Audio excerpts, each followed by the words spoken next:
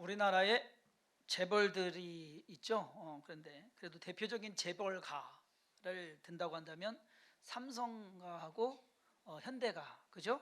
두 집안을 아마 들 겁니다. 어느 프로그램에서 이 삼성가 며느리들하고 현대가 며느리들 비교한 프로그램에서 그걸 얘기한 적이 있어요. 부자들이라서 뭔가 좀 다르죠. 삶 자체가 스케일이 다른데, 며느리들이 하는 것도 서로 거기서도 또 다르더라고요. 삼성가는 조금 자유롭고 현대가는 완전히 틀에 딱 박혀가지고 심지어 뭐 거기서 예로 나오는 것이 죽지 않았으면은 제삿날 와라, 뭐 그 정도. 거의 현대가는 제사에 아주 그냥 목숨을 걸고 있는 그런 집안이더라고요. 그래서 어쨌든 그 집안에 뭐 그럴 일은 없겠지만, 여러분들이 삼성가나 이 현대가의 며느리나 사위로 들어간다면, 그럴 일은 없죠. 이제 벌써 끝났으니까. 근데 만약에 들어간다고 하면 그 집안의 풍습이나 생활 규정이나 이런 거를 따르는 것이 맞습니까? 아니면 내 마음대로 하는 게 맞습니까? 따르는 게 맞겠죠? 그거 안 따르려면 들어가지 말아야지. 그렇죠? 그런 부분, 다행히 그럴 일이 없어서 다행이고요. 반대로 여러분들이 하루아침에 쫄딱 망해가지고 노숙자 신세가 됐다. 그러면 예전에 살던 그 삶처럼 그냥 나는 부자였는데 라고 하면서 부자였던 척하고 사시겠습니까? 아니면 정신 바짝 차리고 열심히 일하고 노력해서 그 상황을 좀 벗어나려고 해나가겠습니까? 그렇죠? 정신 바짝 차려야 되죠? 그게 맞아요. 사람은요, 자기가 처한 상황에 맞춰서 살아가는 것이 행복입니다. 너무 위에 있는 상류주의에 있는 사람이 아래로 내려가도 그는 불행한 거고요. 안에 있는 사람이 또 위에 또 그걸 추구해서 그것처럼 사는 것도, 그러니까 자기에 맞는 분수에 맞는 삶을, 그리고 자기가 해야 될 것을 잘 해나가는 것이 필요하지 않느냐. 저와 여러분들은 하나님을 믿는 사람들입니다. 그래서 우리의 정체성에 대해서 성경에서는 계속 말하고 있습니다. 하나님의 백성, 또 하나님의 자녀, 또는 예수님의 제자, 어떨 때는 십자가 군병, 또 예수님께서 말씀하신 것처럼 빛과 소금, 우리가 세상에서의 빛, 그리고 세상에서의 소금으로서 살아가야 되는 것. 저는 오늘 말씀을 가지고 하나님의 자녀로 살기라는 제목으로 저와 여러분, 우리는 하나님의 자녀다라고 하는 그 정체성을 좀 가지고 살자라고 하는 마음이 들었습니다. 하나님의 자녀는 누구고, 그리고 그 자녀는 어떻게 살아가야 되는 것이냐. 구약 성경에서는 하나님께서 이스라엘 백성을 중심으로 역사를 주관해 가십니다. 하나님과 사람과의 관계를요, 말할 때 하나님의 백성으로 이스라엘 백성을 말합니다. 이 백성이라고 하는 것은 주종 관계가 형성이 되잖아요. 이 상하 관계가 형성이 되는 거예요. 그런데 신약에 와가지고서 예수님께서 우리들을 가리켜서 너희는 하나님의 자녀다라고 말합니다. 그래서 예수님께서 계속 언급하는 것이 하늘아버지, 하늘아버지. 하늘아버지께서는, 이 아버지의 개념, 부모의 개념이 더 강한 것을 볼 수 있습니다. 그렇다면 우리는 왜, 그리고 어떻게 하나님의 자녀가 되는 것일까? 오늘 본문 말씀이 설명하고 있습니다. 영접하는 자, 곧 그 이름을 믿는 자들에게는 하나님의 자녀가 되는 권세를 주셨으니. 누구를 영접한다고요? 아니요, 예수님. 교회에서 항상 인물에 대한 질문을 하면 99%는 예수님입니다. 그래서 영접하는 자, 곧 그 이름을 믿는 자들에게는 누구를 영접하는 거냐? 예수님을 영접하는 겁니다. 예수님을 영접하고 그 예수의 이름을 믿는 자들에게는 하나님의 자녀가 되는 권세를 주셨다. 근데 이것이 그냥 되는 것이 아니라, 이는 혈통으로나 육정으로나 사람의 뜻으로 나지 아니하고 오직 하나님께로부터 난 자들이니라. 지금 하나님의 자녀가 되는 것에 두 가지 일이 있어요. 하나는 뭐냐? 영접하는 자, 그 이름을 믿는 자가 있고요. 그 다음은 하나님께로부터 났다라고 하는 것입니다. 이거 두 가지 같이 가야 되는 거예요. 하나만 있어서는 안 돼요.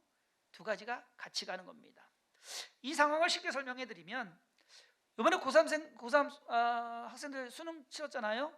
이제 학교 선택합니다. 학교 선택해가지고서 자기가 갈 학교를 정해요. 어느 공부 잘하는 학생이 수능을 봤는데 잘 봤어요. 서울대학교를 지원한다고 해보세요. 그러면 내가 수능을 잘 봐가지고서 뭐 다 1등급이었다. 그래서 제출했어요. 원서를 제출해 갖고서 그 안에 서울대학교에 지원을 했어요. 그러면 다 합격됩니까? 1등급인데.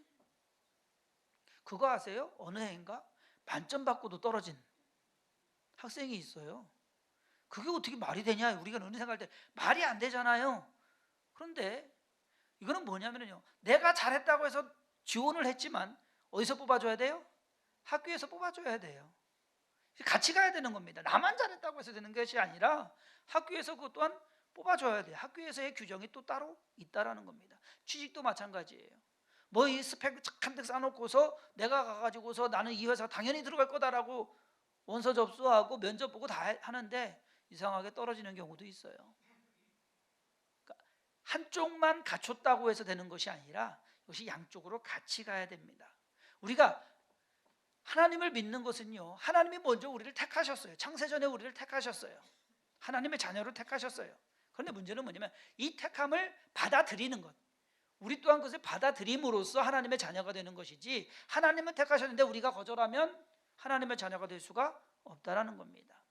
이것이 어떻게 보면 아주 쉬운 것 같지만은 쉽지 않은, 이것이 생기기가 참 힘들고 어려운 일이에요. 그렇지만 하나님께서 그것을 가능케 하셨다. 저희 또한, 여러분들 또한 하나님을 선택함으로써, 예수 그리스도를 선택함으로써 하나님의 자녀가 되었다. 우연이 아닙니다. 뭔가 이 일은요 엄청난 일이에요, 여러분. 그랬을 때 하나님을 믿는 하나님의 자녀가 된 사람이 어떻게 살아야 되느냐? 첫 번째로는요, 다른 거 없어요. 하나님의 존재를 믿는 겁니다. 하나님이 계시다는 것. 우리가 잘 아는 히브리서 11장 6절 말씀에 믿음이 없이는 하나님을 기쁘시게 하지 못하나니 하나님께 나아가는 자는 반드시 먼저 요구되는 것이 그가 계신 것과, 하나님이 존재하는 것, 하나님 반드시 그가 계신 것과 또한 그가 자기를 찾는 자들에게 상 주시는 이심을 믿어야 할지니라. 그 말을 먼저 한다는 얘기예요. 믿음의 시작은 하나님이 계시다는 것을 인정하는 것부터 시작이 되는 겁니다. 여러분, 지식적으로요, 우리가 논리적으로 철학적으로 신의 존재를 증명하는 논증 방법이 있어요. 한 5가지 되는데 그것을 해가지고서 이해된다고 해서 신이 존재하는 건 아니거든요. 하나님의 존재는요, 내가 이해해서 되는 것이 아니라 그냥 받아들이는 거예요. 하나님이 계시구나라고 해서 받아들이는 거. 믿음은 받아들이는 것이지 내가 이해해갖고서 믿는 것은 아닙니다. 그냥 받아들이는 것이에요. 하나님이 계시다는 것을 받아들이고 그 하나님이 나를 지으시고 나를 사랑하시고 나의 아버지가 되신다라는 것을 받아들이는 거예요. 그것이 믿음의 시작이에요. 하나님이 계시다는 것조차도 긴가민가 해서는, 여러분 지금도 여러분 신앙생활 할 때 하나님이 계신 거 맞나? 여러분 이거 문제 있는 겁니다. 요즘 심지어 신학생들도요 구원에 대한 확신이 없어요. 100명이면은 20-30명 정도만 구원에 대한 확신이 있고 나머지는 구원의 확신도 없대요. 여러분 이거 경악할 노릇입니다. 하나님 믿는, 하나님 가르치고 하나님을 섬긴다는 사람들이 하나님이 계신지 안 계신지도 모른다고 한다면 큰 문제거든요. 시작부터가 잘못된 겁니다. 하나님이 계시다는 것. 저와 여러분들은 하나님이 계시다는 것을 믿는 사람들인 것을 깨달으시길 바랍니다. 그건 그냥 받아들이는 겁니다. 하나님이 계시다라고. 내가 이해돼서가 아니라 하나님을 그냥 받아들이는 겁니다. 두 번째로는요, 하나님의 자녀는 하나님의 말씀을 따라야 합니다. 그렇게 따라 살아야 돼요. 틀이라는 것이 있어요. 아까 삼성과 현대가 이야기하는 것처럼 그 집안에 들어가면 그 집안에 틀이 있어요. 그 안에서 생활하는 것이 맞는 겁니다.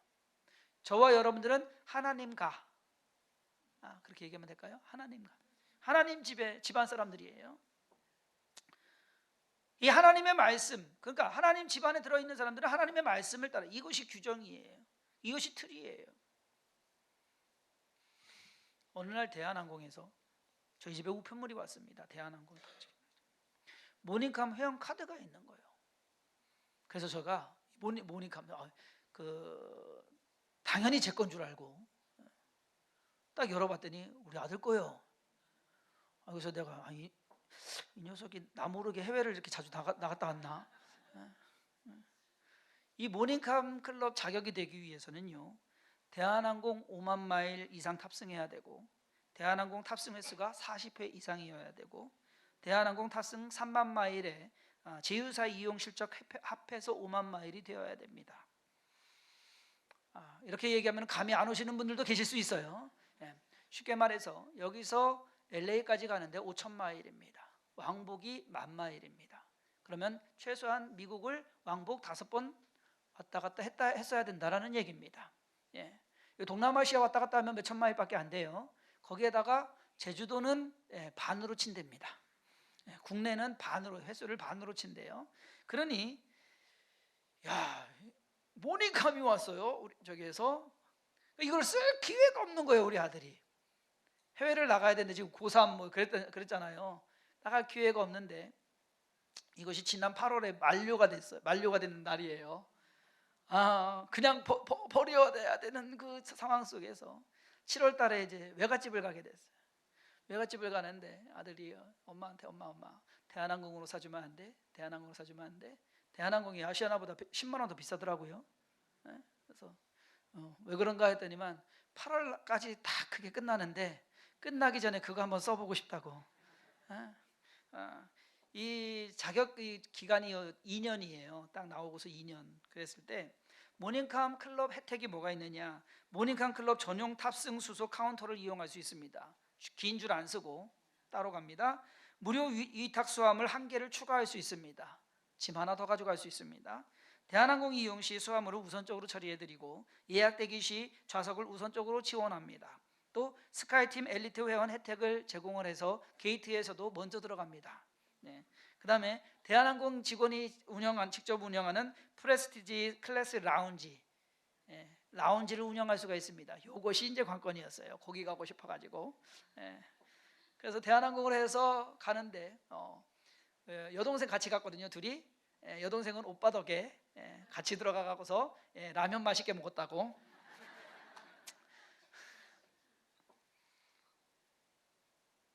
그 자격 하나 유지하는데 여러분 그걸 유지해, 안 그러면 이걸 또 유지하는 조건이 있어요. 안 하면 박탈이 돼요. 자격 유지 조건은 뭐냐? 대한항공 3만 마일 이상 2년 내에 타야 되고요. 그리고 대한항공 20회 이상 탑승해야 되고요. 대한항공 탑승 실적이 2만 마일에다가 제휴사 1만 15회 제휴사 이용 합쳐서 3만 마일 이상 돼야 그것이 계속 유지가 됩니다. 그것이 안 되면 끝. 그래서 지난 8월로 자격주권을 충족하지 못할 때에는 그것이 이제 없어지는 거거든요. 네, 여러분. 아니 항공사 그 회원 그거 하나 그거 하는데도 이렇게 힘들고 어려운데 그거 하나 유지하자고 돈 더 쓰고 시간 더 저기 하고 하는데 하나님 자녀 되는 거 그냥 쉽게 되셨죠? 쉽게 되셨으니까 쉽게 유지하실 수 있다고 생각을 하시죠? 그러면 안 되는 거 아시죠? 하나님 자녀 되는 거를 우리는 너무 쉽게 됐죠. 왜? 우리가 십자가에 달려야 되는데 예수님이 대신 달리셨어요. 우리가 못하는 거 아시니까 하나님이 대신해 주셨어요. 그래서 우리가 자격을 얻었는데 그저 영접하는 자, 곧 그 이름을 믿는 자들에게는 하나님의 자녀가 되는 권세를 주셨는데 문제는 뭐냐? 그걸 유지해 가야 되는데 유지할 생각은 없더란 얘기예요. 하나님 말씀 지켜가면서 그 틀 안에서 살아가고 때로는 우리가 힘들고 어렵지만 그것을 지켜가려고 하는 것, 우리가 그것을 해야 되거든요. 근데 쉽지가 않거든요. 귀찮거든요. 여러분 말씀 안에서 우리가 그것을 해나가야 돼요. 그래야지만 제가 볼 때는 우리의 구원 상태도 오락가락할 수도 있다라는 것을, 구원을 받았다가 자격 발달됐다가 다시 얻었다가 우리는 안 보이는데 하나님 보시기에는 그렇게 될 수도 있다라는 겁니다. 장로교에서는 한번 구원받으면 뭐 천국 그냥 간다라고 얘기를 하는데 알미니안주의에서는요 구원도 이룰 수 있다. 성경에서는 두 가지를 다 이야기하고 있습니다. 그럴 경우에는 모든 안전장치를 다 해나가야 되는 것이 우리가 맞거든요. 그래서 여러분 믿음 지켜가야 돼요. 말씀 따라서 살아야 돼요. 세 번째는 뭐냐? 하나님의 사역을 이루어야 됩니다. 하나님의 사업이 있어요. 하나님의 일이 있어요. 그것을 우리가 하나님의 자녀가 하는 것입니다. 집안 가업을 물려받는 것, 세상에서도 그렇게 하는데 하나님의 나라에서는, 하나님의 집안에서는 더더욱 하나님의 일을 물려받아야 되고 그 일을 이루어가야 됩니다. 우리가 주일에 교회에 나와서 예배를 드리는 것은 어쩌면 기본 자격을 충족하는 그 정도만 되는 것이 아닐까라고 하는 겁니다. 진짜 더 자녀가 되기 위해서는 일을 해야 된다. 아이가 어렸을 때는요 그냥 집에서 놀고 먹어요. 그렇죠? 집에서 제때 들어오기만 하면 돼요. 제때 들어와 가지고서 뭐 밥 먹고 씻고 자고 뭐 TV 보고 그래도 뭐라고 안 해요. 근데 다 커서 어른이 됐는데 똑같이 그냥 집에 들어와서 밥만 먹고 잠만 자고 게임하고 놀고 있으면 부모 입장에서는 속 터지죠. 근데 하나님 입장에서 봤을 때 속 터지는 자녀들이 있다라는 겁니다. 하나님의 자녀로서 일을 해야 돼요. 컸으면 일을 해야 되는 거예요. 봉사하고 전도하고 그리스도인으로서 살려고 하고, 최소한 예수 믿으면 좋다고 친구들에게 말할 수 있는 정도, 그것이 일인 거 아세요? 하나님의 일인 거 아세요?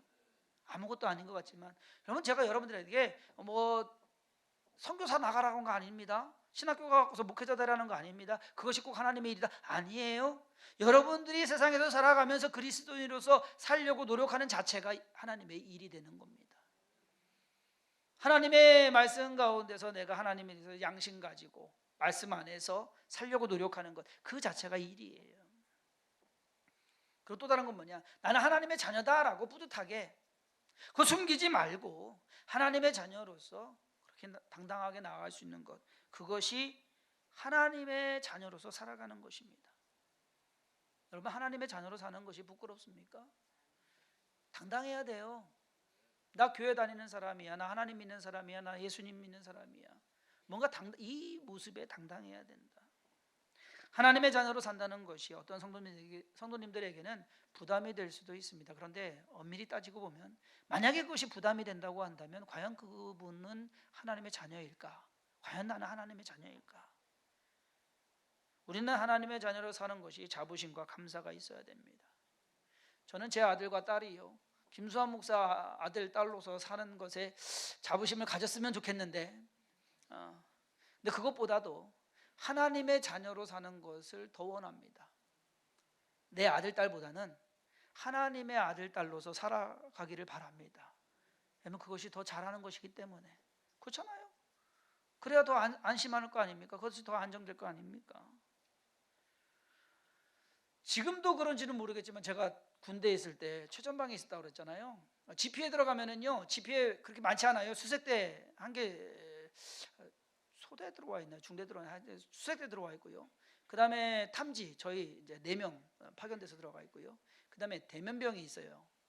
대면병, 사회에서 이 말 잘하는, 주로 사회학과나 무슨 뭐 역사 이쪽, 사학과 뭐 이런 쪽에서 많이 들어와요.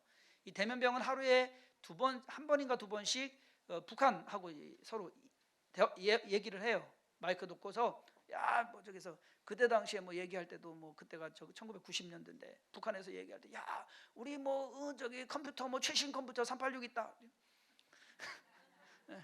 그러니까 말도 안 되는 얘기를 이제 그쪽에서 서로 이제 대화하는 거예요. 서로 저기서 어떠한 주제를 가지고서.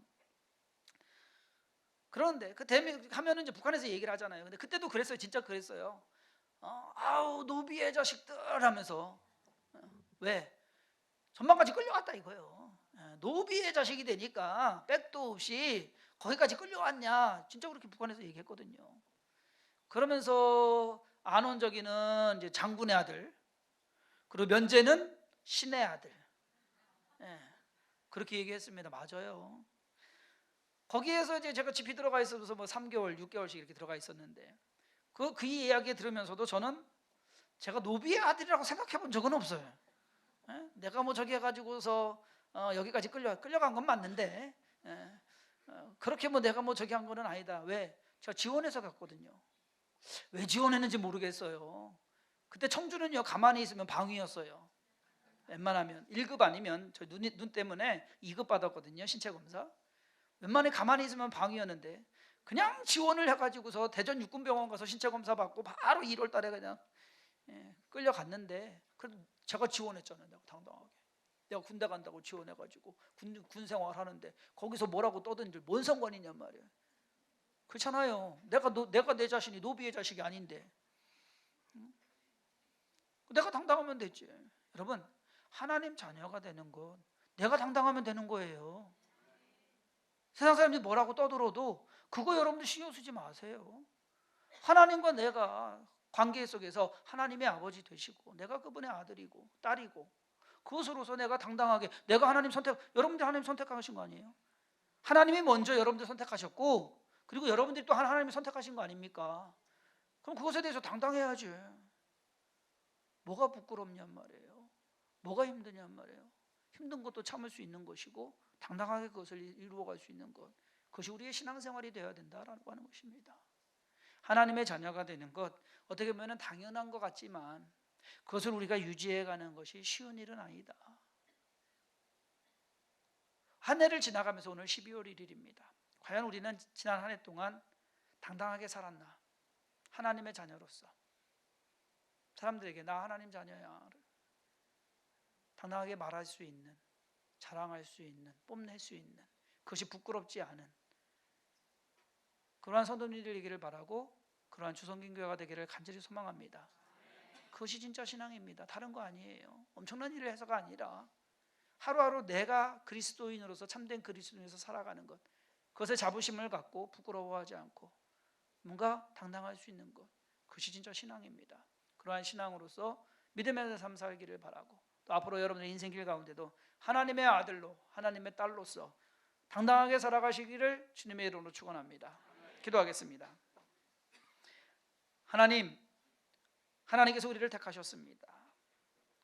또한 우리 또한 하나님을 선택했습니다. 예수 그리스도를 믿고 영접함으로써 구원받은 그 기쁨을 알고 있습니다. 하나님, 이 세상에서 살아갈 때 하나님의 자녀로서 당당하게 살아가게 하여 주옵소서.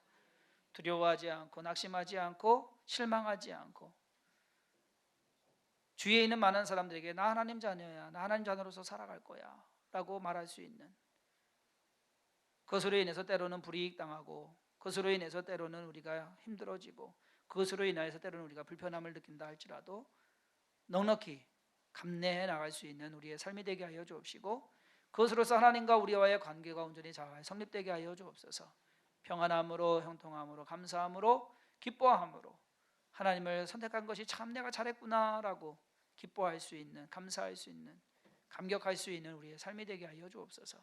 오늘 주께서 함께 하시고 주섬김교회 모든 성도님들을 통해서 하나님의 자녀 삼으시며 하나님의 일을 이루어가게 하심을 감사드리오고 예수님의 이름으로 간절히 축복하며 기도했사옵나이다. 아멘.